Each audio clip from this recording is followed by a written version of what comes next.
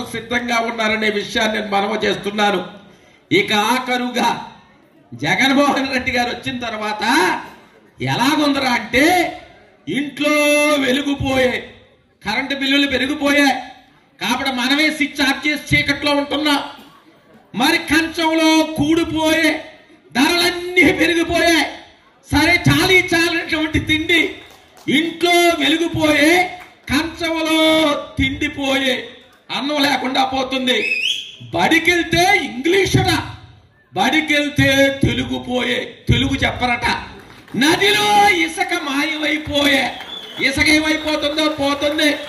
వ్యవస్థలన్నీ సర్వనాశనమైపోయే, అమరావతి నిలిచిపోయే, పోలవరం ప్రాజెక్టు ఆగిపోయే, అన్ని సర్వనాశనమైపోయాయి.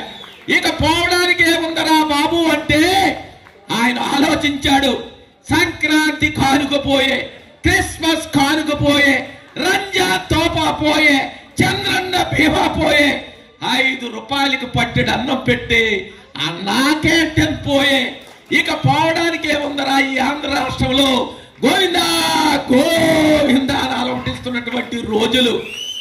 ఒకటి సూటిగా చెబుతున్నా ఈ సభ నుంచి, ఓ జగన్మోహన్ రెడ్డి, ఎన్ని వ్యవస్థలు సర్వనాశనం పోయినా, నీ వల్ల మాయమైపోయినా, ఆ మహానుభావుడు కీర్తి చేసులు నందమూరి తారక రామారావు గారు పెట్టినటువంటి తెలుగుదేశం పార్టీ, ఆ మహానుభావుడు మరి పవన్ కళ్యాణ్ గారు పెట్టినటువంటి జనసేన పార్టీని మాయం చేయటం నీ తరం కాదు, నీ నాన్న వల్లే కాలేదనే విషయాన్ని ఈ సందర్భంగా గుర్తు చేస్తూ ఉన్నాను.